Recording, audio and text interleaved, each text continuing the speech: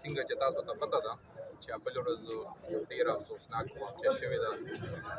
زموږ د ورور فضل خالق خان زلمي زوی په لار را روان و غني خان روډ باندې، او د بده مرګه یو پولیس والا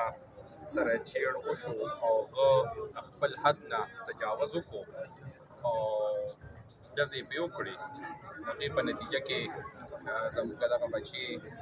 زخمی حالت کې آی سی یو کې پروت دی.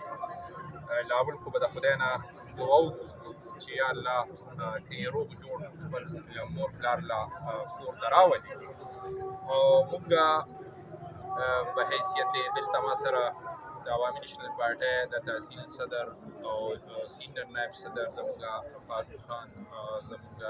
سابقه جنرال سیکرټري، او زه د ضلع چارسدي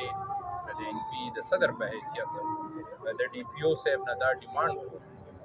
چې دغه سپی یا د سپیان چې چا د خپل حد نه زیات تجاوز کړی دی، د ظلم انتها یې کړې ده، زیاتي کړې دي او دا ډزې کړې دي، د ده خلاف د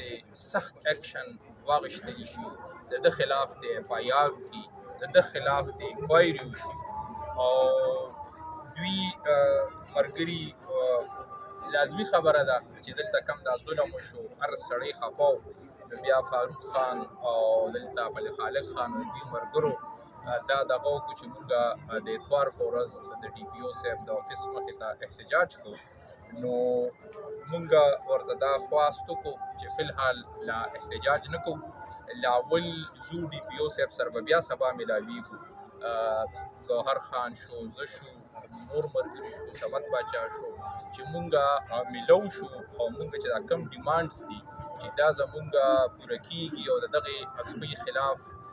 ښه ټیک ټاک انکوایري کیږي، د چې دا کم زیاتې کړې دي دغه خلاف اکشن اخیستل کیږي، دغه خلاف اف آی آر کټ کیږي. نو بس بیا خو زمونږ دغه مطلب دی، بیا مونږ احتجاج نه کوو. او بله خبره دا ده چې زمونږ دا خبره ونه منلې شوه یا زمونږ سره زمونږ اواز هغوی ته ونه رسېدو یا موږ له انصاف رانغی، نو موږ به بیا احتجاج هم کوو، موږ به بیا عدالت دروازې هم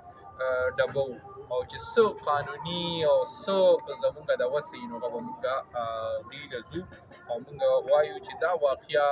خدای مکه، خدای دې زه بیا وایم چې دا ماشوم زموږ دا بچی د خدای روغ جوړ کړي او خدای مکه مستقبل کې داسې